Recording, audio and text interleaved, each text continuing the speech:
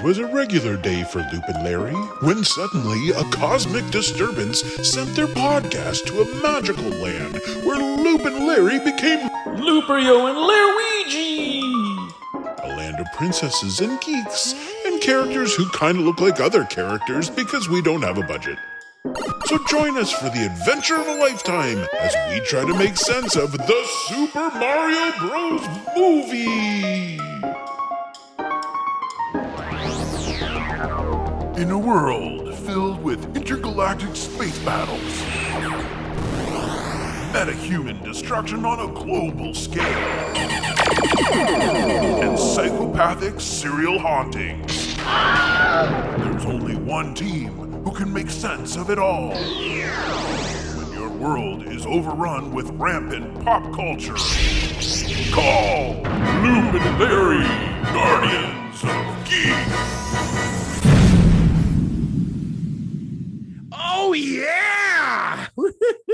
I don't even have words anymore. I don't even have words. That's it. That's all we have. Just exciting. It's just pure excitement every time. Every single time. Hey, I'm Loop. And I'm Larry. And this is Guardians of Geek. And today it's an exciting day today because the Oscar nominations just came out. So We're both pumped about that. We're watching them this morning. And it's always a fun watch. Like I always like to see the anticipation of what's going to get nominated each year. And we're going to kind of break those down. We're also going to look at the Razzies because you can't have the Oscars without the Razzies. You got to have the good and the bad, the yin and the yang. And then we're gonna do our pop capacitor and we're gonna look at Super Mario Bros. I think they call it Bros. It's like, is it Brothers? I don't know. I feel like they've written Bros, so I'm gonna go with Bros. Bros. I like Bros. It's good. I'm going with Bros. Well, let's start with the Oscars. And so announced this morning at 8:18. I don't know how this is something I actually want to look up and I hadn't. I should have done it before the podcast, but why do they choose these bizarre start times for these? It's like this every year. It's like 8:13 or 8. Why is this? I feel like this is my guess, and I haven't looked it up. I feel like they're probably have some sort. I'd say it's like ABC showing them or CBS. I'm not sure who shows the Oscars, but I feel like for their morning show, that's probably the time they want to like kind of pick up the feed. So that's where. So it's probably past all their news and everything else they would do in the morning. And then they pick up the feed at that time. So and that's why they have those breaks. I think those are just for commercial breaks for the station. And then they come back. Everybody else has to work around this schedule. But I'm assuming I think it's ABC that does the Oscars, but ABC, I'm assuming it would have been on their morning show this morning. So it's probably dictated by that. That's what I'm assuming why it's such a weird time. I go with that. I will subscribe to that theory. Because what makes it weird is that they also stream it live on YouTube, which is where I watched it. I watched it in their live stream, so which makes the 8:18 start time really strange. And then these random, odd, awkward breaks that they take seem really, really odd. You forget that it's actually running during some sort of TV broadcast. So. Yeah, normally I remember they do that on like Good Morning America or something. They throw to it and then they kind of go from there. So this is the 94th annual Oscars. That is crazy. It's almost been 100 years of Oscars. I know.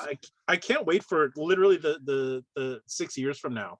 I'm already kind of excited about this, seeing what they do with their 100th Oscar celebration. Like that's gonna be a big deal. That's a huge deal. So Mickey Rooney will still be there at the Oscars. I'm pretty sure he will. He's one of those guys. I think he died a few years ago, but he did. Yeah. For the longest time, they'd show a clip of him, and I'd be like, he's still alive. Like you know those old Hollywood stars that are still kind of kicking around. Like it's like they'll show a shot of them. I'm like, what? How can they possibly be alive? I had no idea. I know it's so crazy. The nominations this morning hosted by Leslie Jordan and Tracy Ellis Ross. It was pretty entertaining for what it was. I mean, it's really just listing nominees essentially. But Leslie Jordan I think he's hilarious. Yeah, he's pretty funny. He's actually really funny. Really, I'd like to hang out with him for a day. I just think he's hilarious. Anyway. And the thing I found funny about this is so they had the boxes for the two hosts, and then they had a box for the nominees. Yep. And then they had like some weird boxes on the side. One was showing, I think, clips of movies from the year, and they're tiny little boxes too. Like you could the one, and the other one I think was just the crew switching the live broadcast. Yeah. but it was so small I couldn't quite tell what it was. It was No, I couldn't either. But what was worse than that was that on the other side they had like trivia happening. Oh yeah, that's right. I saw that. Yeah. Yeah, as you're trying to pay attention to what the hosts were saying and the nominees, they had like this ongoing set of trivia questions that which were interesting because I kept glancing over. I'm like, but I kind of want to read these because it was like, the director who's won most Oscars for directing an actor who won the most Oscars. It was like really little factoids. Yeah, but I found them really interesting, except that I couldn't pay attention to everything. I know. Yeah, it was cool that they're doing that, but it was like I think they're just trying to make it this like all the stuff going on at once. But it's really we just want to see the nominees. Like exactly. I mean, back in the olden days when people could get together, it was literally just two hosts standing on a stage in front of a red curtain and just doing it. But now they have to impress. Now they have to fancy it up because nobody can be together in the same room. So, it's pretty crazy. So so let's go through some of the highlights. Obviously we'll focus on the geeky highlights, but other stuff that you noticed, Larry, as well. So let's start with, I guess, like let's start with best picture. You want to start right with the exciting one. All right, well, we can do that. Or do you want to go through the geeky? Or do you want to go through the geeky highlights first? We can start right with best picture. It's right. Why make people? We're not going to go through every single category, but best picture is sort of like a main one. Like I think we should that's a big one. And this year they had 10, so we're back up. So let me get this straight. 10 is the max they can have, but this year they set it at 10. I heard like it was going to be 10 no matter what. Oh, I did not hear that, but so I don't. Yeah, I don't know why. I think to me, I'm just gonna say that I think 10's too much. Yeah, like a movie doesn't seem as prestigious when it's like there's 50 nominees. You know what I mean? Like it's just too many nominees. I understand why they do it because there'll be movies that maybe you've seen and I haven't, but I've seen other movies, so there's enough there that it's sort of. It's literally opening it up. I seem to remember that they did this originally because the audience numbers were dipping so low because the nominees were movies that were really good, but they were almost like art house movies that vast majority of people never saw. So if they opened it up to 10, then they could start including like Marvel movies and a Lord of the Rings and not that but anyway, that's why they did this, just to literally to broaden the audience of the show. Which they really didn't do in these nominees, really. No, like, I mean, there's maybe one in here, but even at that, like, I think that's stretching it. Yeah, maybe a little bit. This was a little bit of a surprise, I thought. But anyway, we can. So, you want to list them off there? Sure, I'll start. Okay, so we got Belfast. Yeah. Coda. Yeah. Don't Look Up. Right. Drive My Car. Dune. King Richard. Licorice Pizza. Nightmare Alley. Power of the Dog, and West Side Story. That's what we have. So those are our 10 right there. Yep. So I mean, it's an interesting mix. Thankfully, Dune is in there. Else there'd be like literally nothing geeky about this. Not really. These best pictures, because they're all pretty much like standard best picture fare. I mean, they're all sort of dramas. I mean, Don't Look Up was a comedy. Essentially, but with a dramatic overtone. But everything else, Licorice Pizza is also a comedy. Speaking of which, I'm going to see that tonight, so I can report on that later. Okay, excellent. I'm gonna see that. I might see that this weekend. I don't know which. The problem is it's like I gotta like kind of break these down and see which ones I can watch like the stream of and which ones I can I have to see at the theater. And I think there's maybe only 2 or 3 that have to be seen at the theater at this point. I think so too. Like this is, I mean, as far as being able to watch them all, I think we're doing pretty well this year because Don't Look Up is on Netflix. It's really good. Power of the Dog is on Netflix, I believe. Yeah, I've seen that.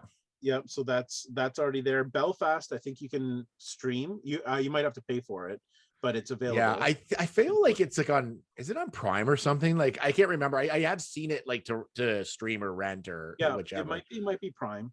So that's there. King Richard, you can stream. It's available digitally. You don't necessarily need to go to a theater.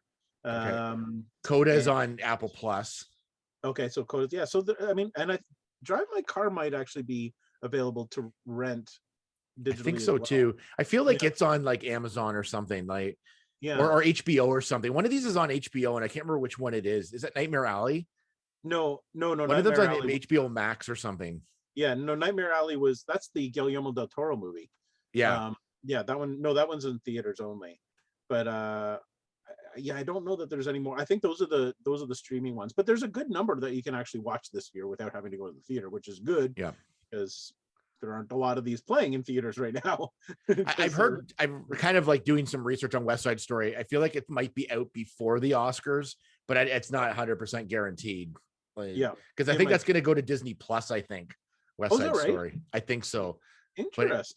But it had like a 45-day theatrical window, so it could be there in time. Like that window's up now, so it could be there in time. And now that it's got nominated, I can see them pushing it quicker. And you might have to pay for it at first, and then it'll be free. But yeah, this is one of those things I've never understood, why they wait until like the week after or 2 weeks after the Oscars to release movies for home, like digitally. You know what I mean? It happens every year.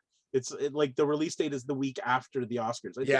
And I know there's a reason for it. I mean, there's got to be a reason for it, but it just always seems so strange to me that they wouldn't release it at least the week before the Oscars. Then you'd get way more people renting at least now digitally before the Oscars, because there's a buzz about the movie and you want to see it.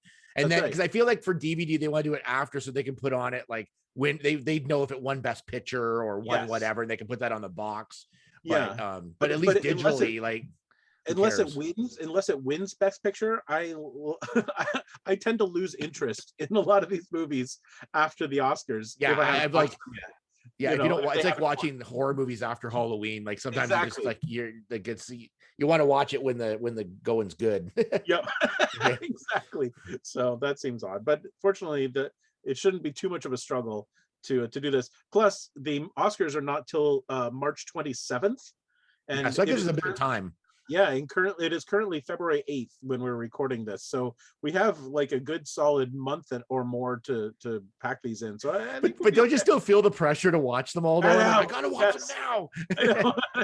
Yeah, because I'm already looking at the theaters, going, okay, what's the first one I should see? Like, what's gonna get out of the theaters first? But usually they extend them because they got nominated, because there's now a new buzz for them that wasn't there before. So, but a lot of these are already gone. Like a lot of them are older.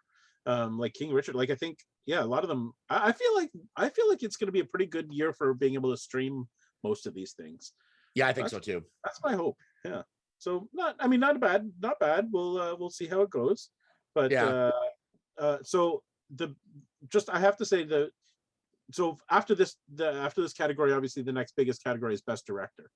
And I have to say, from a geeky standpoint, I was very, very disappointed that Denis Villeneuve was not nominated as Best Director. It surprised me. In a way, it surprised me. Dune was actually up for Best Picture, and the only reason I say that is because it's only the first half of the movie, essentially, or the book. Yeah. But the look of this movie is like insane. Like it looks so good, and it was directed. Like I feel like he should have gotten something. It's as good as any movie out there, like as far as scope and cinematography and everything else. Well, and here's the thing: is that Dune got more nominations than any other film. It got 10 nominations, including costume design, best sound, original score, original screenplay, film editing, makeup, hairstyling, cinematography, production design, visual effects, and best picture. And yet the director doesn't count in there. So, like, even best catering got nominated. I mean, know. It was like this is what I don't get. Like the director is the one who's choreographing all of this stuff. Yeah. Like it seems, I don't understand that. That's the problem when you have 10 nominees too, because only 5 of those directors can get nominated, and it's I don't know. I feel like, I mean, as much as I love Spielberg, like I haven't seen West Side Story yet, but I don't know. I've seen it, and it's really good. Is it? Okay. All right. I'm not trying to, I'm just saying like I'm looking at what I've seen on a trailer as compared to like seeing like Dune. Like, you know what I mean? There's the scopes are so different. Like, but they're totally different. I mean, the only thing I think West Side Story had going for it is that it literally feels like he created a movie from the 60s. Yeah, because it's a remake of the one that came out in the also 60s. the director also has a lot to do with the storytelling and how the movie unfolds, right? So it's not just like the look of the movie, it's not like the pacing. And if you remember back to our podcast a while ago, I did say the pacing on Dune was a little slow. Yeah, you did. I did say that. So maybe that's what. Maybe I don't know. Maybe that's what did him in. I don't know.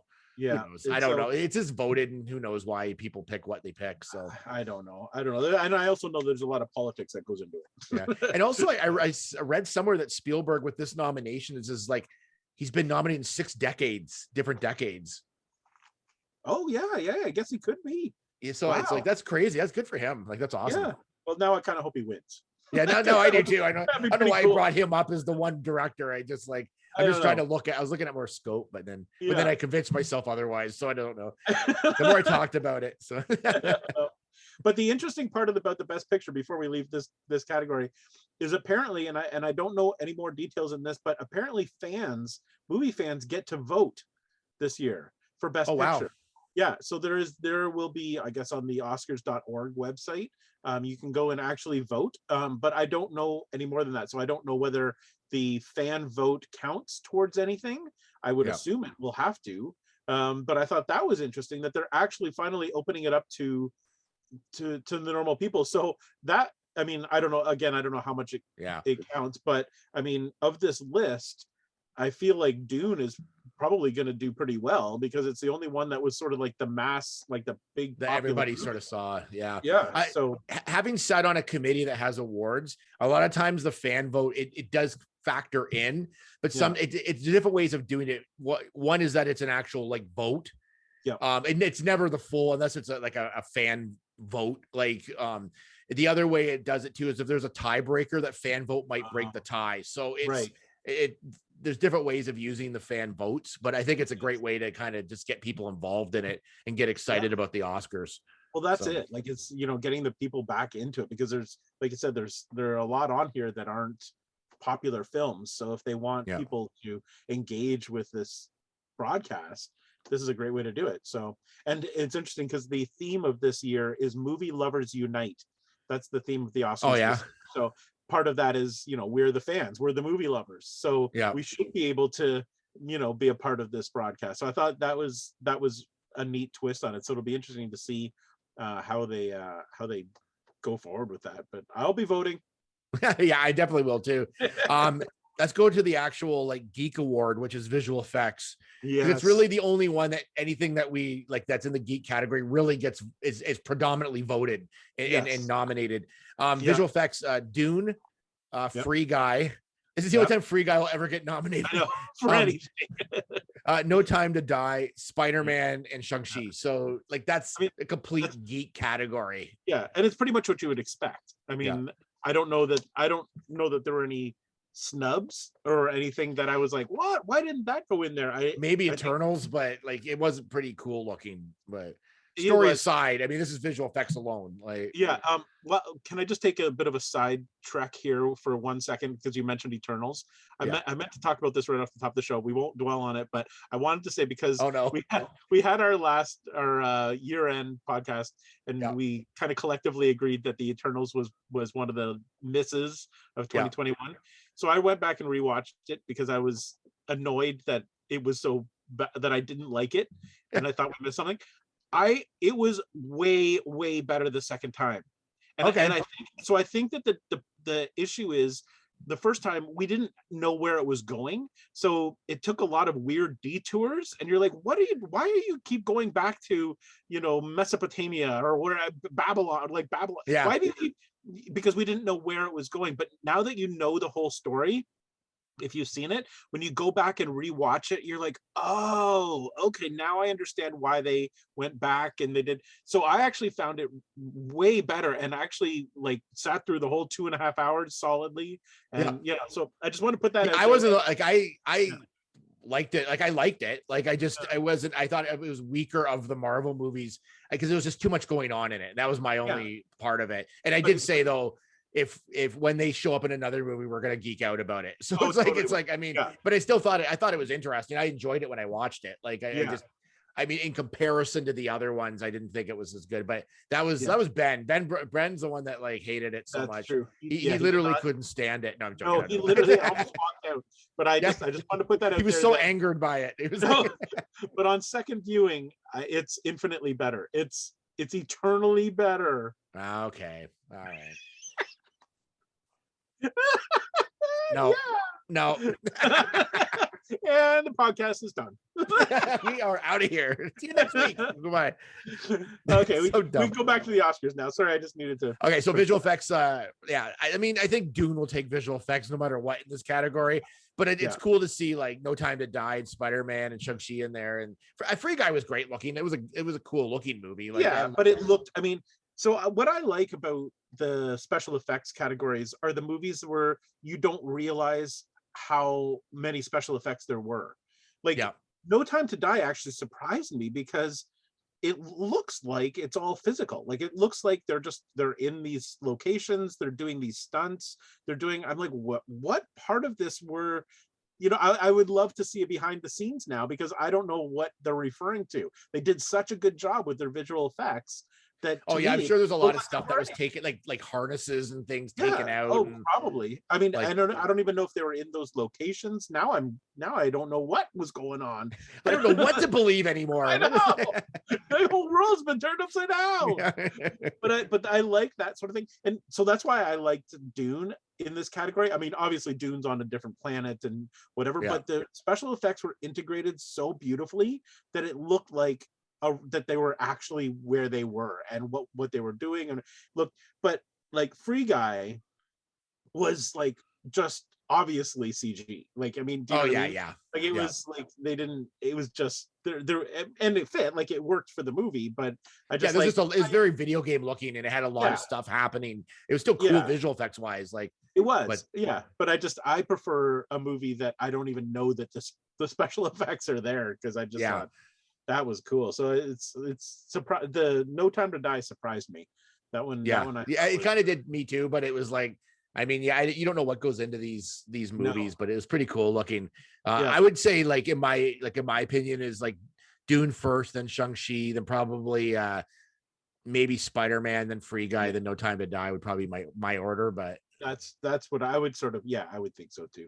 I'll be very surprised if Dune doesn't win this one, just because there was so much talk about the realism of the special effects in this movie and how they did that. I just think it broke new ground when it came to visual effects. So I think I'm going to be able to confidently tick that box on our Oscar ballot. Other than that, like there wasn't really a lot of other geeky stuff nominated. Like original song, No Time to Die by Billie Eilish, makeup and hair, Dune and Cruella, sound, No Time to Die and Dune, and costumes, Cruella and Dune. So it's like nothing else really like snuck in there that like we thought might. So that was pretty much it. Although this one did sneak in, Lunana, a yak in the classroom. That one snuck in. I didn't see that coming. You didn't see that coming, eh? Like, no, under Best International Feature from Bhutan, I did not see that coming. The Lunana yak in a classroom. I'm pleasantly surprised that one was not. I don't know. I was like, I don't know. That's so dumb.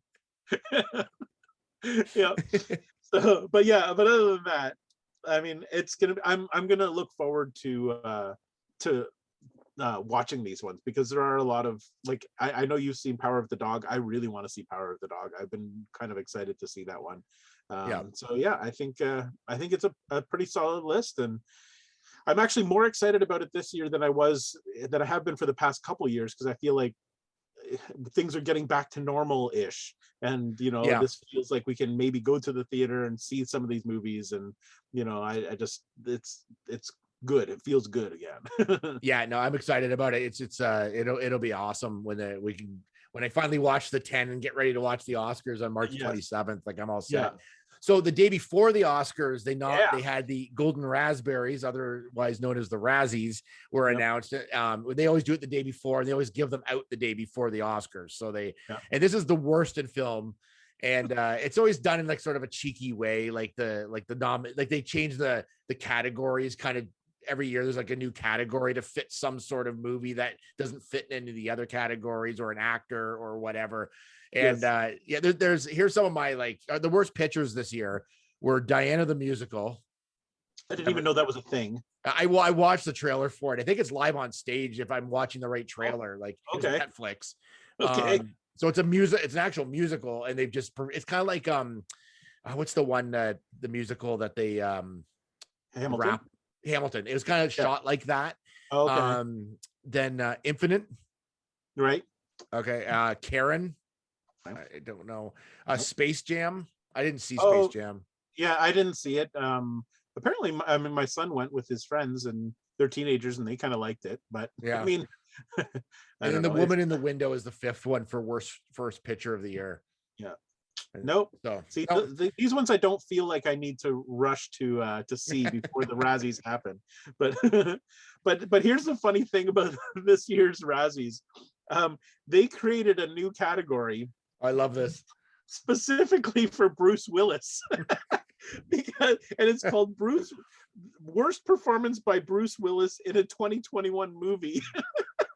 Because I had no idea that this is how he spent his 2021. But there are 8 movies that he made in the course of 1 year: American Siege, Apex, Cosmic Sin, Deadlock, Fortress, Midnight in the Switchgrass, Out of Death, which is like, oh, I'm out of death, and Survive the Game. 8 movies. And the first one, the one that they are putting their money on as the winner of this category, is called American Siege, because apparently it took they said it took 8 days to shoot this thing, and it wrapped after 1 day. So this whole movie was made in like a week. Oh my god. Starring Bruce Willis. So now I really want to see this movie. Like is Bruce Willis trying to be Nick Cage now and do like 50 movies a year? Like what's like, why is he doing all these movies? Like, I have no idea. The thing with Bruce Willis, he always did a couple stinkers, but usually his movies were kind of, he'd pick something like a very interesting script. Yeah. Like something kind of neat, like so usually a sci-fi sort of base or something that's kind of cool. Now he's just like doing whatever they bring him. Like it's like just to be acting, I guess. I don't know. I guess, but I don't even know where you watch these. Like, I don't think any of them went to actual theaters, did they? Did you? They're probably all just direct, like to like maybe a couple of them, maybe, but most of them probably just went direct to video or to Netflix. Yes. They could be Netflix movies. They could be like any of those. Yeah. There's so many streaming services now. Like everybody's making a movie now. So this is true. I just feel like I kind of want to see some of these. I definitely want to see American Siege. Yeah, I'm like, how do you make a full-length movie in a week? That's hilarious.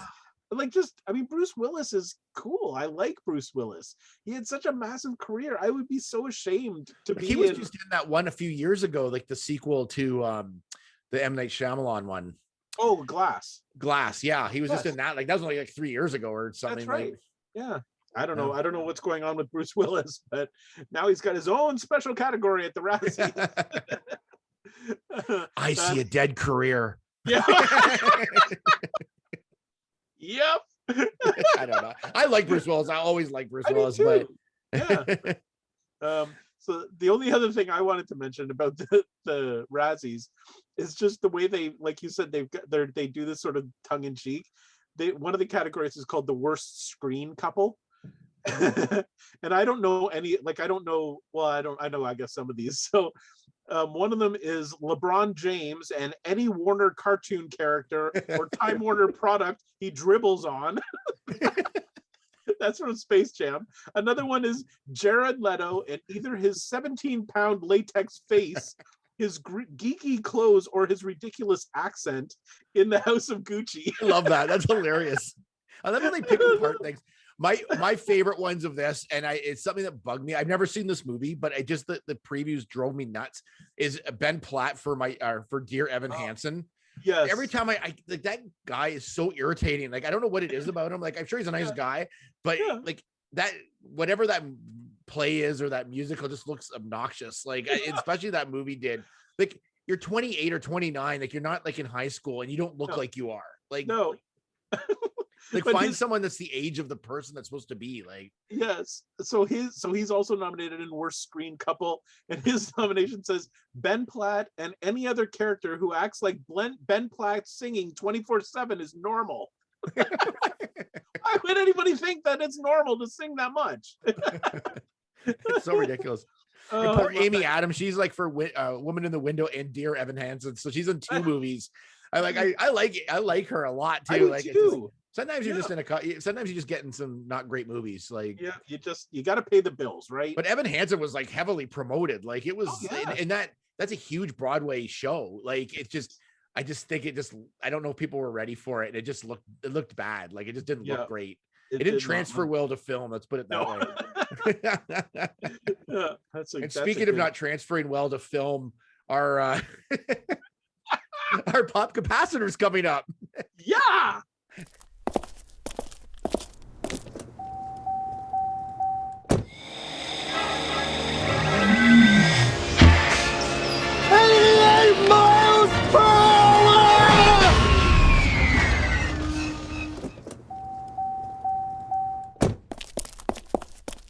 All right, we're back with the pop capacitor, and this month specifically, Uncharted comes out, a video game movie.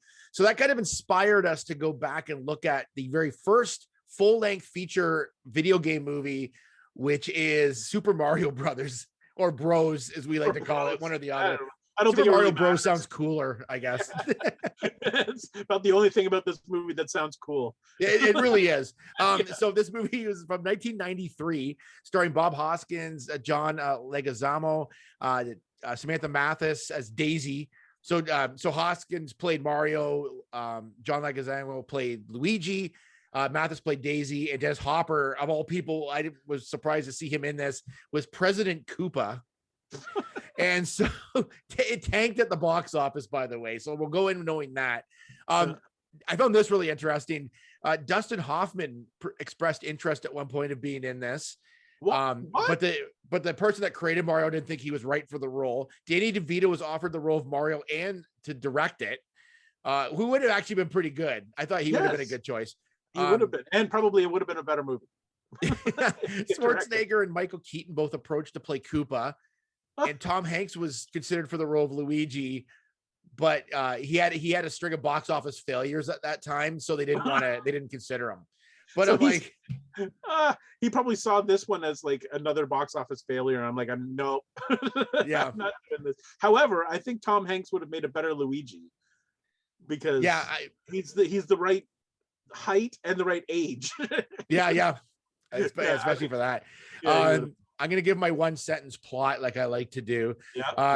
Two plumbers enter an alternate dimension to save a princess and stop President Koopa and his band of henchmen before they merge 2 universes together using a piece of meteor with the help of mold. So that's basically the plot of this. That is. If you can call it a plot, that's what it is. So we're going to go, everyone's played Super Mario Brothers at some point in their lives, and we're going to go through this movie, which is based on the video game. We're going to do our hits and misses, and I feel like we're going to be light on the hits, heavy on the misses. Super light on the hits. I really, really wanted to add more to my hits list. I know. I was like really trying to there's got to be something here. Nope. Okay. So remember, again, this is the very first kind of video game adaptation, and for some reason, I don't know why, but video game adaptations aren't really that great. Throughout history. They haven't. I don't know what it is. I don't know what it is either. They haven't really been able to capture. I don't know if it's because they're trying to video games have a story, but there's a lot of gameplay that goes on. So maybe it's hard to condense the storyline of a video game into an hour and a half, because the interesting part of the video game is you getting to play it. Do you know what I mean? And, I don't know.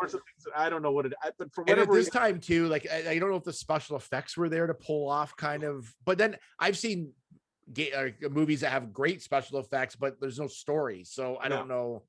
I don't know what was going on. But anyways, let's go through our hits and misses. And what do you want to start with, Larry? Let's start with a hit. We'll start off with the best. Right. We'll start off with the best. The best in this movie. Okay, so my very first hit was right off the top of the movie. They play the original opening music from the Mario video game. Doo, doo, doo, doo, doo, doo, doo, doo, doo. So they've started off with a bang right off the top. Yeah. You're like, this is going to be one of the greatest Yeah. like cinematic movies like of all Yeah. time, like right off the top. I was so pumped by that. I'm like, yes, they're gonna nail this. Like they put the music right off the top. I have seen movies where they have not used the real music from something, and it does take away from the movie. So this is they saw that they saw that it was important to include at least 5 seconds of something from the original game. When they saw Vanilla Ice's Cool as Ice and realized they didn't put Ice Ice Baby in the movie, they knew from there that they should have put this in there, and they did. So that's good. Yeah. So that was my first hit. All right. Well, let's do all the hits first. Get those out of the way, and then. All right. One of my hits is that the characters of Mario and Luigi are likable enough. Like they're like, there's nothing wrong with them. They're likable guys. Like I don't even know if I'd agree with that. I know they're all like they weren't like, I don't know, in comparison to how like they are like Mario is like they're trying to play them as regular guys, but I thought they're likable. I mean, they're likable enough. Okay, I said enough. I didn't say they were super likable. I said they were enough. Like, all right, fair enough. Okay, it's not super likable bros. It's just like it's super okay enough bros. Like they're not bad. Right? Okay, fair enough. So I only have one more hit. All right, perfect. I've got 3 more hits. So really? Okay. Maybe one of her hits are the same. We'll see. This movie settled better with you than it did with me. But anyway, so my only other hit is so once they get to this alternate dimension,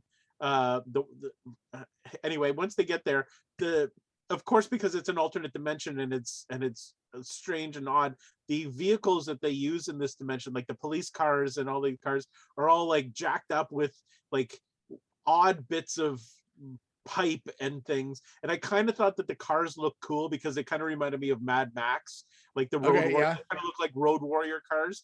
And there's a lot of like crashing and and like car chaos.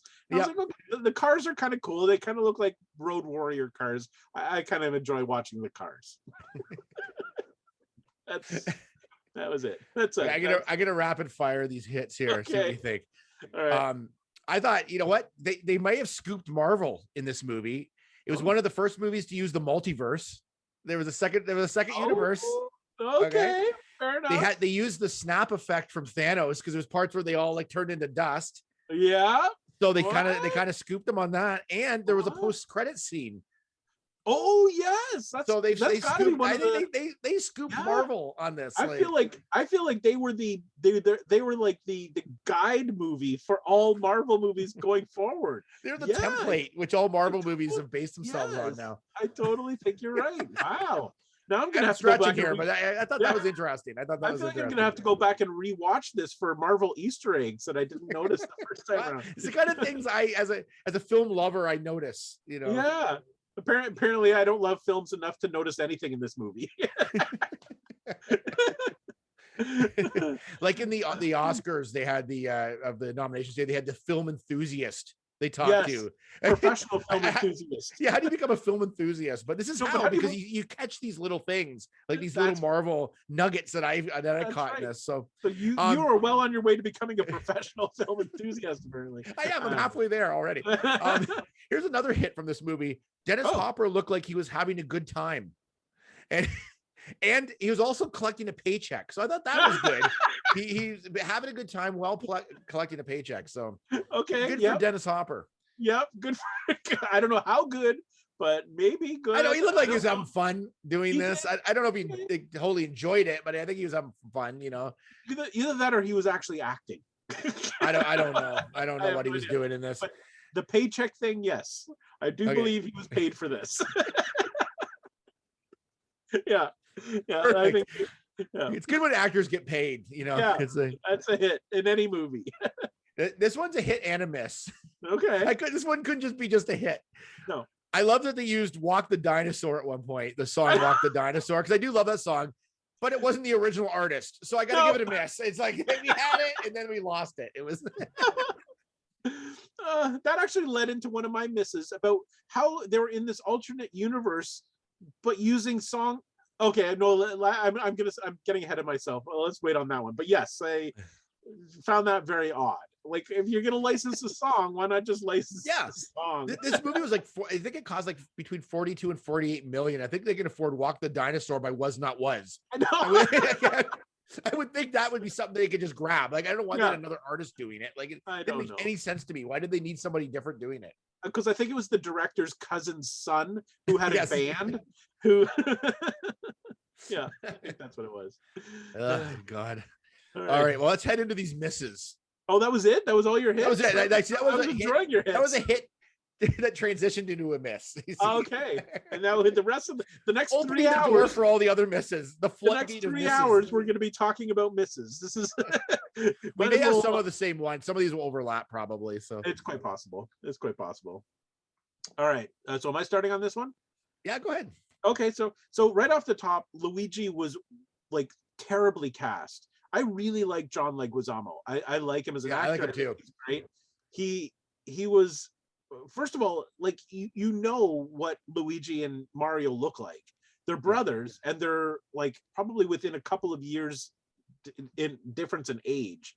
But in this movie, for some reason, Luigi was adopted by, or not adopted, but taken in by Mario when he was a kid, and Mario raised him. So I'm not sure how they're brothers in that. Shouldn't Mario be his like stepfather? Or We need a DNA test on this or something? I don't know, but that's not how brothers work. No, it's not. One guy does not. But they are bros. Bros can work like that. Oh, I guess maybe that's what it is. Yeah, not they're bros, you know. They're bros. All right. So anyway, Luigi was way too young. Like, it just didn't. I was like, Yeah. that is so far from the character of Luigi. That what was the point? It might have just been should have just been a Mario movie. Like, I feel like, and this is like a super old reference, but I feel like Mario and Luigi are sort of like from the Honeymooners, like that Oh, sort yeah. of like Yeah. like the kind of shorter, like bigger guy, and then like the tall, skinny, kind of a Yeah. little bit dumber guy, like that Yeah. sort of like. That's exactly what they're like. Laurel and Hardy. Like, that's exactly that's who they're, and that's not what this was. This was No. like John Leguizamo was not the smartest, but neither of them were smart. So it wasn't even like they could play off each other because one was smart and one was stupid, and there was like clobbering over the head because you're so dumb. That wasn't it wasn't even that. Like, But John was likable enough. he was like Like he wasn't like super likable. no, But again, he'd be likable enough. he'd be likable enough that you'd find him like on the street homeless, and you'd take him in and raise him as your own. I Yes. guess that's the point. And become bros. And become bros. There you go. I don't know. So that was my That's actually a very good point. I didn't even notice that. So that's a good point. Like, that doesn't make any sense. Like, that's right off the top too. So right away you're like, who is this Luigi? That's not Luigi. I thought, and I honestly, for probably 10 or 15 minutes into this movie, which is only 90 minutes, I was sure that Luigi was Mario's son, until I remembered that it's the Mario Bros, like Super Mario Bros. Like, and I was like, oh wait, no, he can't be son. But then it gets worse because it's then at one point in the movie, they're asked about their names. Yep. So Mario, it's found out, and maybe this is part of the game. I don't know, but I didn't know this. Mario's actual name is Mario, and Luigi's name is Luigi Mario, which is why it's the Mario Bros, because they're both. Maybe that's been out there. Maybe it's a thing. But I was like, okay, I don't know. So he legally had his name changed. I don't know. I can't. I don't know. It was. I wouldn't like take anything from this movie and like try to make sense of it. No. Like, to be honest. No. So at the beginning of this movie, they kind of do this. This is one of my misses. These are all misses, whatever we say, basically. From now on. Yes. They kind of open up with this like animation of these dinosaurs kind of showing how this meteor hit Earth and split the Earth into two dimensions. And one that kind of turned into our universe, and one that turned into this universe sort of based on dinosaurs and things. And the animation was so terrible at the beginning. I don't know if it was supposed to be, but like, I'm thinking, this had a $48 million budget. This is like about maybe a minute and a half of the movie. And they couldn't do like great animation. It was terrible. It was terrible. I think what they were trying to do was make it look like 8-bit, like the original Mario Brothers. But all they did was they took a real I know they took a real shot of like some trees, like a forest, and then they just like digitized it. They like to make it look. It's not 8-bit. No, it wasn't. It was terrible. The only thing I could come up with when I was looking, because I thought the same thing. I'm like, what do they do? Like, really? And then when they like take you to the real world, they just like slowly remove that effect so you can see its actual footage of real trees. Yeah. Like, that is the worst use of special effects ever. That was honestly like college level. Yes. And I don't even want to insult college level like video for like it was college level video like at that time. Like we could have done that when we took TV broadcasting. Like it was terrible. Yeah. Like it was absolutely terrible for a major motion picture. Like I don't know what they're trying to do, but it looked terrible. Oh, that was not. Yeah. And that's starting off the movie. So fortunately, the like 5 seconds of the original Mario Brothers music had already played to make me happy, because if it hadn't and it had started with that animation, I would have been out. Yeah, I'm done. See ya. Yeah, no. If this is what I have to look forward to for the next hour and a half, I'm out. Okay, so my next miss was all of the dialogue. all of it. Everything, just like the whole thing. The whole thing. I wrote down some quotes here. Okay. I don't. So at one point, so Mario and Luigi, through a series of things, whatever, meet up with Daisy. Luigi was on a public telephone. Daisy needed the public telephone, so Luigi let her have it. She made her phone call, and then for some reason she came over and started talking to them. And so at this point, the brothers are driving their van, because they have like a plumber van that they're driving around. And for whatever reason, and I don't understand why he said it. Luigi said to Daisy, "I'm having a few problems. Oh well, we have a van." And that was it. Like there was no there was nothing leading into that. There was nothing like there was no discussion about the van. There was no. She didn't ask if you have a van. Do you have a van? He just like randomly said, "I'm having a few problems. Oh well, we have a van." Why? Like what? That doesn't make any sense. It's almost like there's other dialogue there and they cut it out and try to make sense of it. Like I think there was. I don't understand. And then where's another one here? Oh, here's a good one. So President Koopa, who's Dennis Hopper, in one scene is sitting in a mud bath, like is sitting in this bathtub full of mud, and he says, "You know what I love about mud? It's clean and dirty at the same time." When has mud ever been clean? Like, what does that even I don't know what. Like, since when is like, why is he a germaphobe? That's never really explained, was it? Like, why he's like, at one point they spray his hands down because he doesn't like germs, but he doesn't do it all the time. Like, he does it certain scenes, he does it, and other scenes he's just like doesn't care. Like, well, there's like one specific scene where Koopa first meets the Mario and Luigi, and Mario like extends his hand to shake his hand to say, you know, "I am Mario," and Koopa like withdraws and holds his hands back and was like, "No," and then he like rubs his hands together and says, "I'm Koopa," and then he extends his hand to shake it. I'm like, so what? So you do like germs? You don't like germs? That was a weird piece of that. Like, that was a weird character choice. I don't know who decided this, but I don't know. But yeah, there was. I don't know. There was a lot of just. At one point, the guy who plays Toad, who's just like some random dude with a funny haircut.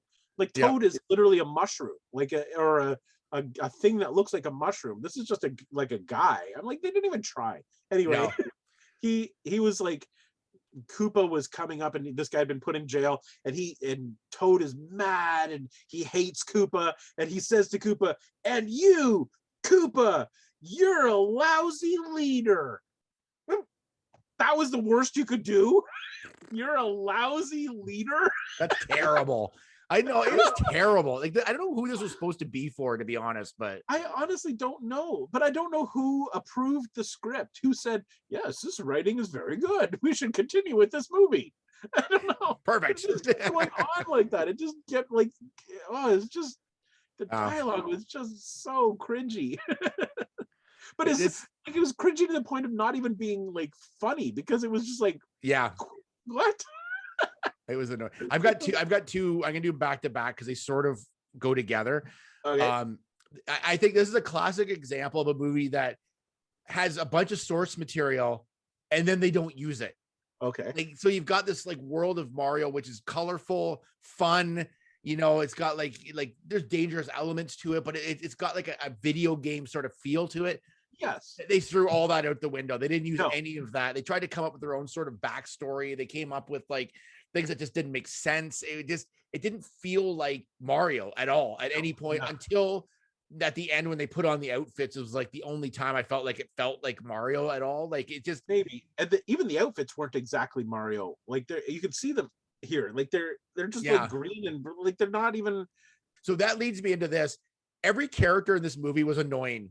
Yes. Like every character. Like there wasn't a character where I'm like, okay, that character's kind of cool. That's a fun character. It was like they all like Dennis Hopper was really weird in it. Like he was bizarre. And again, it's like the other Mario and Luigi, likable enough, but not like great characters. Like they weren't like there's nothing like there wasn't really anything funny about them.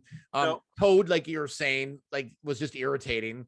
Yes, those Koopas or whatever were irritating. Like there was nothing in this. Like every single character, even Daisy was annoying. Like she was like every character in this was somehow irritating. Like they're all annoying. Well, and so to play off that a little bit, Daisy. So in this movie, Daisy is like an archaeologist, and she's looking for the plot is so convoluted I don't even want to get into it. But anyway, she's an archaeologist looking for bones. She found bones, and like her whole life is based around dinosaurs and digging up dinosaurs and doing all that stuff. And then at one point she's talking to Luigi because they're starting to have a little bit of a romance or whatever, and she describes her entire whole career path as weird. She said, you know what's weird? Working in a bone pit and reading about dead dinosaurs. That's weird. Like, that's your life. Why would that be weird? Like, why would you think that that's weird? like it just made her sound so stupid. I'm like, do you like doing this? Like the thing that you're so passionate about that you got sucked into an alternate realm because you are so deeply involved with it's just weird. It's weird to do this. Dinosaurs are weird. Reading books about dinosaurs is weird. Come on. That is so not in character with somebody who does this. Yeah, it's so bizarre.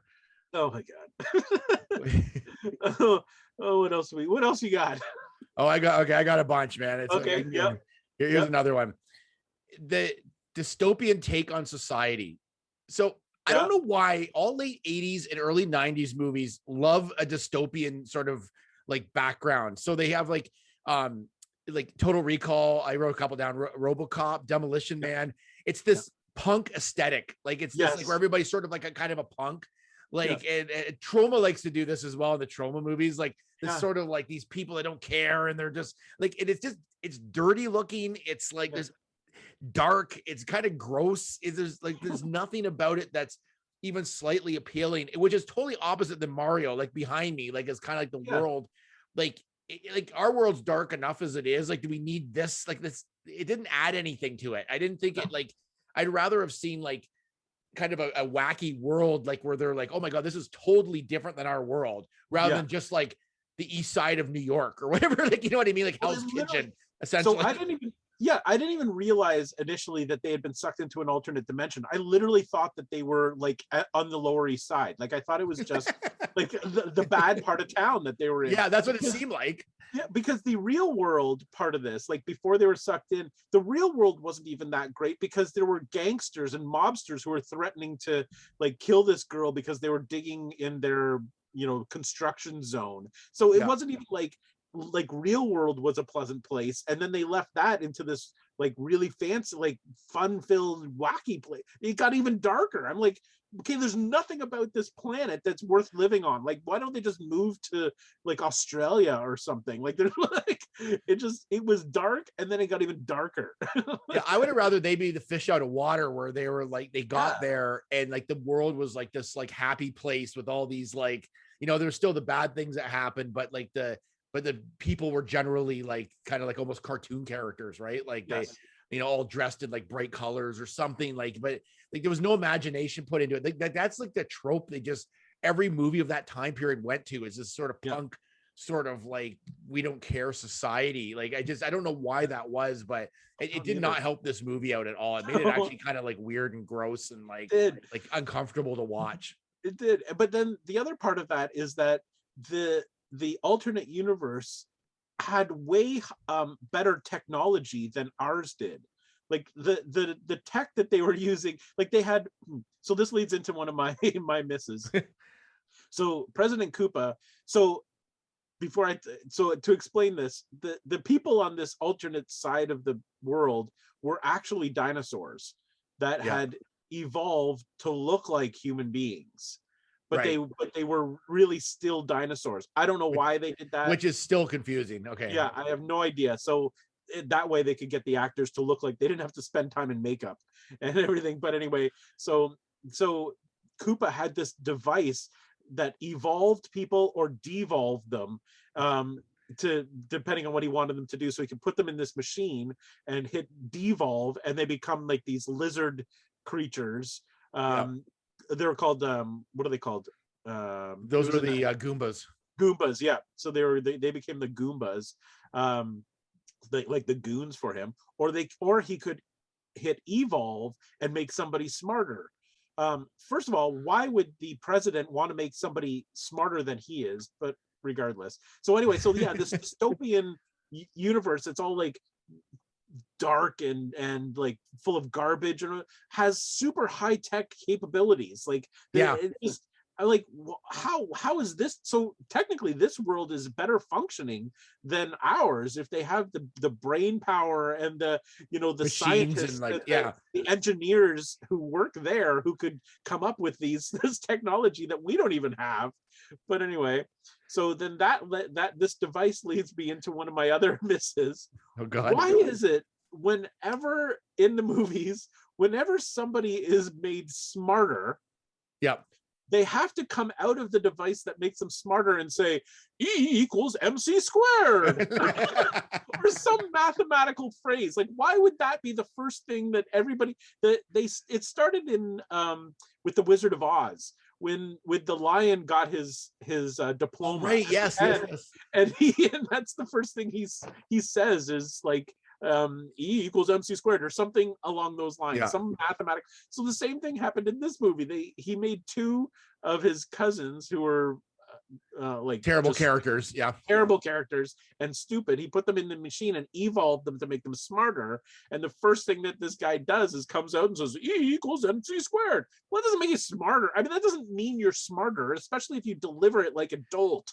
Like he delivered it like too, like if you evolve, it just means that your brain can take in more information and be able to scientifically think of things or think of things differently. It doesn't mean that like all this you suddenly all this extra knowledge. Like where did you get this from? It doesn't put like all that knowledge in your head. It just makes you give the ability to be able to make sense of things and like learn them quicker and whatever. Like you don't get this knowledge. Like it doesn't come out of like they're putting library books of knowledge into your head or something.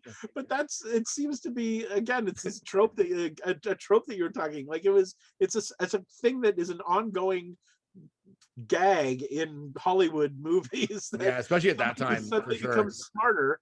The first thing they have to do is deliver some sort of mathematical equation. But you're right. And then of course these two guys who now are technically smarter only use bigger words, but are equally as stupid as they were before. Yes, Iggy and Spike are the name of the two characters. What are their names? Iggy and Spike.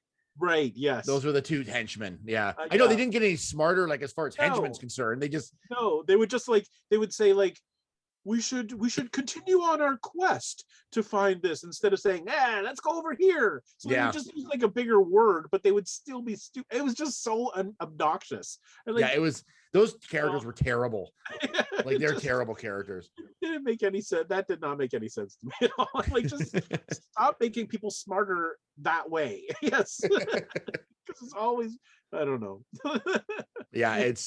It was terrible. The another one of my misses. Well, this one I have two misses, but this one kind of rolls into that. Is so he's sort of a dictator, right? Koopa, like President Koopa, but he's running. He says vote Koopa. Yes, like signage. So is it a democracy or is it a dictatorship? I couldn't. I don't know because everybody was scared of him. He kind of ruled over everything. But why are people voting for him? I know. Like, can they vote him out? Like, or can they not? Apparently. Like, it didn't sound like they could. Because he had captured the king and then made him into this like disgusting fungus, which was another one of my misses. Like who wants to see a gross fungus? That's not a fun movie. Like that's not it didn't even look like a want to fungus. watch. Like I don't think the people who made this movie knew what fungus was, because that did not look like fungus. It was literally just goop. Like fungus doesn't drip and like ooze. It was like this was like a goopy mess. Anyway, but you're right. I mean, so obviously wherever they lived was a monarchy because there was a king. So then all of a sudden he captures the king because he decides he wants it to be a democracy. So that's good. So now he's got a democracy where you can vote for people and put like what? So but he runs it like he's a dictator. Like so they got to work on their politics here in Super Mario Land or wherever they were. It's like I don't know, Dinosaurville or whatever they called it. I couldn't remember. It's so dumb. Yeah, so that didn't make. I never thought about that until you mentioned it. You're right. I thought he was like a dictator, and I didn't realize all of a sudden like I kept seeing the voting signs. I'm like, are they voting or are they like? Because could they just vote him out and then have someone like good in there? Like it's apparently not. Well, then at the end of the movie, of course, the king is rescued. So now it goes back to being a monarchy. So now people don't get to vote anymore.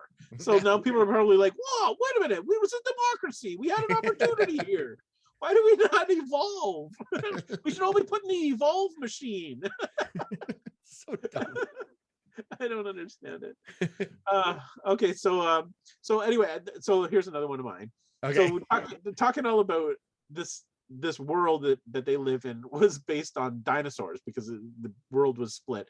So they're all dinosaurs. I believe that the entire reason this movie was built the way it was because Yoshi was in this movie. And Yoshi, if you've played the video games, is a little dinosaur. Yeah. So they're like, how are we going to get Yoshi in this movie unless there are dinosaurs? So let's build this entire movie around Yoshi. They built it backwards from that one. They literally built it backwards. So anyway, in the movie, Yoshi is the only character that looks sort of like the character in the video game. He's a tiny little dinosaur that looks kind of like the one in the video game. But he's like a pet, and he's got a chain around his neck, and he's chained up to the wall. And he's like the only kind of sympathetic character in the movie because you're like, oh, that's Yoshi. And he's like, he just wants to get out. Well, at one point, Koopa's like girlfriend, I don't even know what she is, stabs him in the neck with this spike thing. I'm like, this is traumatizing. Yeah. So then Yoshi's like wandering around with this spike jabbed into his neck. Like, who is this movie for? Yeah, I didn't know who it was for. Like, is it for kids? Because it's definitely way too dark. Yes. Like for kids. And is it for like adults or teens? I don't know who it was for adults. Yeah, that's the thing. It was too dumb for adults to enjoy. So it's like, I don't know, maybe teens would like it. I don't know who, but it seems like a pretty niche market. Like really niche. As soon as they stabbed poor Yoshi in the neck, I was like, and then it like literally made a point of a scene where Daisy like has to pull this blade, this like spike out of his neck. I'm like, this is horrible. I can't even watch this. Because it's like a kind of a cartoonish world. Like the Goombas are basically guys with huge shouldered like coats and a tiny little head. Yes. Like, couldn't they made like Yoshi look a little bit more like Yoshi from the game? Like, he looks like a real dinosaur. Yeah. Could they not made him like look a little bit like different just for the sake of the movie? Like just to have him look. I honestly don't think the people who made this movie ever saw the video game. Yeah. I don't think, because none of the characters looked anything like the characters in the video games. Like Mario, like what's his name, Bob Hoskins came close because he has the mustache, and that's it. But like literally there was not a single character in this movie that had was resembled in any way the characters from the video game. So I just don't think that they paid any attention to that. Like I don't know what they were thinking. I have no idea. I don't know. I didn't know why this movie was made, to be honest. It was like so bad. So this is my last actual miss, and then I have one final. Like in my final, when I sum up this movie, I'll have a few things as well. But I thought the set in this was terrible. Like because they either use the New York streets, but in the world, in the like dinosaur world or the Mario world, it was basically it was just shot in an old factory. Yes. Like it was just like because it had levels, like so that they could have some things going on up here and then down here. Like it like nothing like stood out as being like cool looking. Like it was just the backgrounds were just like metallic, sort of like factory looking backgrounds. Yeah. And then they maybe have a colored light shooting on it or something. It was terrible. And it seemed cheap. It was so cheap. Did you also notice that every vehicle that drove down the street had sparks coming out of it? Yeah. But they were literally sparklers. Like they were just large sparklers that were stuck in so that sparks would be coming out of a vehicle, because apparently they have the technology to create an evolve and devolve machine to change the DNA of a human being or whatever they are, but they can't make a car that won't like shoot sparks out of the top of it for no apparent reason. Like every vehicle, there was like a bulldozer that was doing like literally just and it had sparks coming out of it. Why? There's so many things in this movie. It was just so dumb. Like it just like I don't know. Well, so I've got one more that just going back to the whole none of the characters resembled anybody. The only thing in this whole movie that resembled anything from the video games was the bomb. That was the only thing. You're right. Yeah. So it's the little bomb, and apparently the bomb was born out of this fungus that was growing all over the place. I don't know why, but anyway, the bomb was about that big, like fit in your hand, but it was literally a wind-up toy, which I think is what the bombs are. I think it is in the it was a wind-up toy, so that it actually looked like, but it was super tiny. And then, but the problem was at one point, first of all, it's really slow. Like it was so slow. Yeah, it's excruciatingly slow. Like people were like, "Oh, bomb," and they'd run away. I'm like, this thing is not going to get to you for half an hour. You could just, relax for a bit. Like, just chill out over there. Yeah, it's come on, Toad, chill out. It's a wind-up toy. But anyway, at one point, they had to get their product placement in here. So at one point, it flips upside down and it's walking upside down on a street, on a grate on the street. Yeah. So, and the camera is shooting from the top of the grate down, so you can see the bottom of the feet of this bomb, and on the bottom of the tiny feet are the words Reebok. I saw that. I was like, oh god! Like, why would they put Reebok on the bottom of a wind-up toy that was given birth, that was born out of a fungus? Like, why would Reebok's really big at that time too? Like maybe they did it as a joke, like they could have had Luigi wearing Reeboks, or like that character would have made sense. Like it didn't make any sense to stick the words They probably went like through the whole movie and finished the movie and went, oh crap, we were supposed to put Reebok in here somewhere. Quick, let's reshoot this. Stick them on the feet of the bomb. Quick. We got to get paid. All of our actors have gone home. We've got nobody to wear the shoes. We got to stick it on something with feet. I know, but bombs have feet. God. Stick it on that. Like, come on. Yeah, so lazy. It was such lazy filmmaking. This whole thing was like too much. Oh, God. Okay, what's your big grand finale? Grand finale.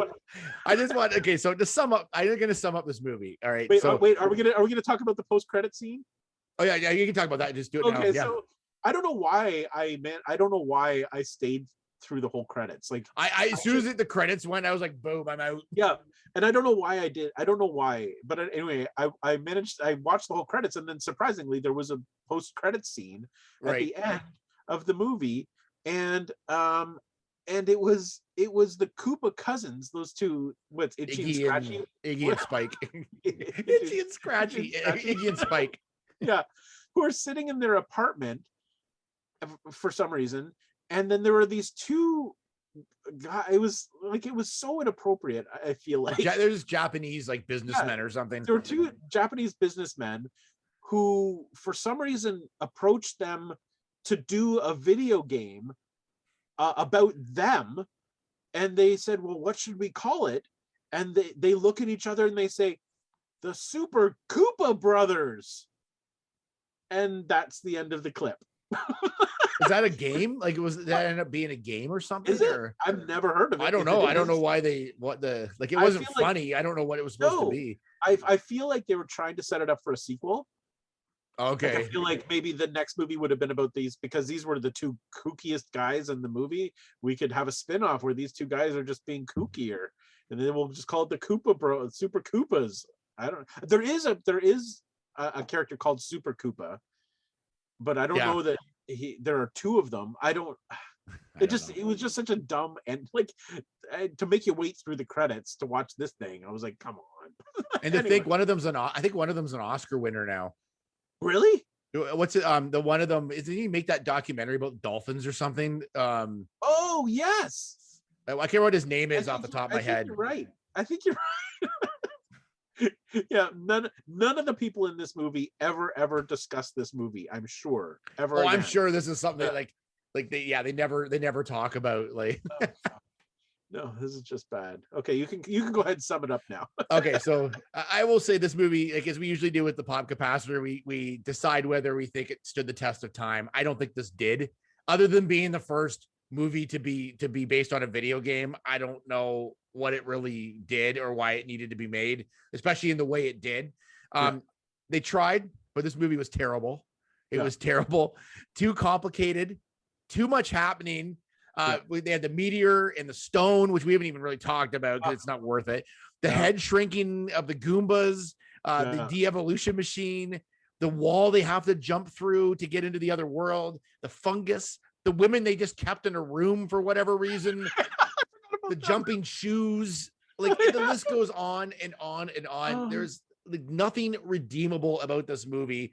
It was boring. It wasn't like, it's supposed to be like this action movie, and I didn't find it like I just didn't find it funny. I didn't find it entertaining. It wasn't really for kids. There was nothing about this movie that was any good. I thought this was like, again, just some of the characters seem like they were likable enough. That is literally the only redeeming factor, maybe.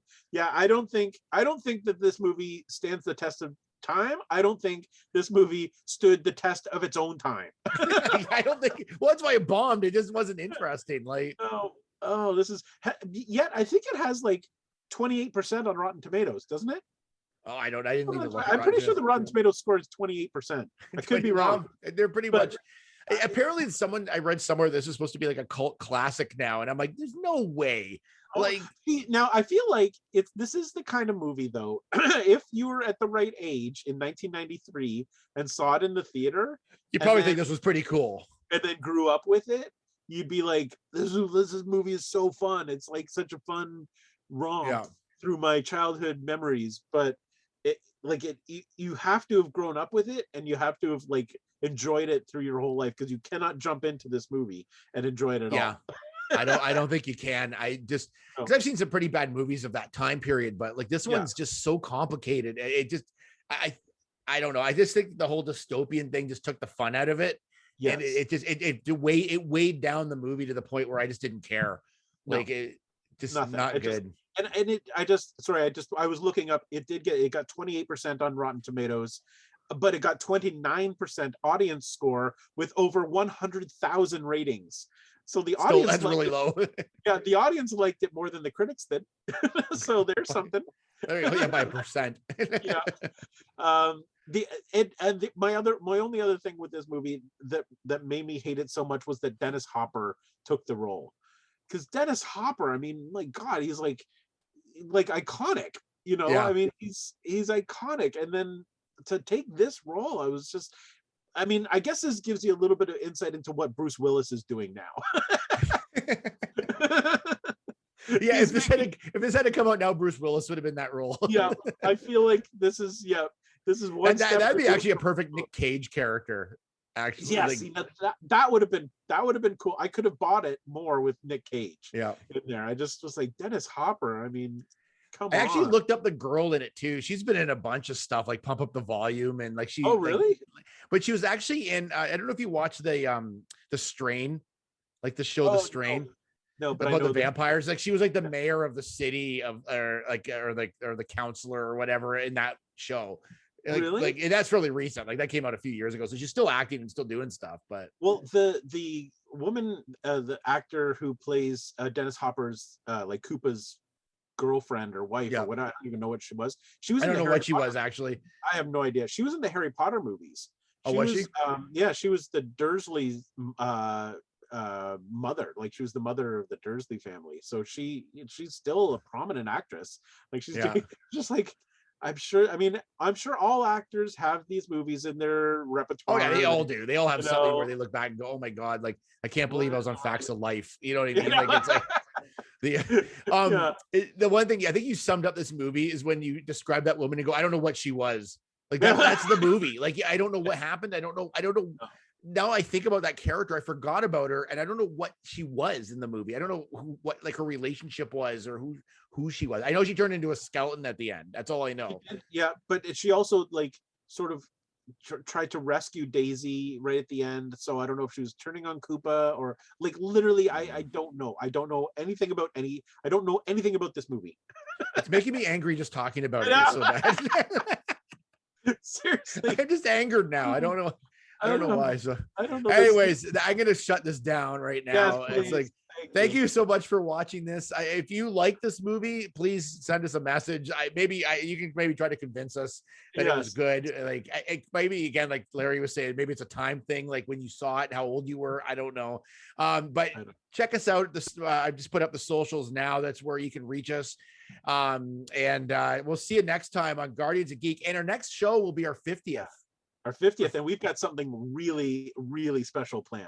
So yeah, we're gonna watch Super Mario Brothers 2. It's gonna be excellent for this. No, we got a really cool show planned for our 50th, and that'll be coming up. So yeah, enjoy this and go watch Super Mario Brothers, and you can be as annoyed as I am.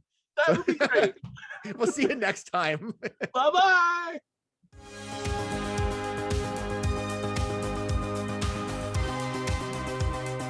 Produced by Matthew C. Loop and Lawrence Simner.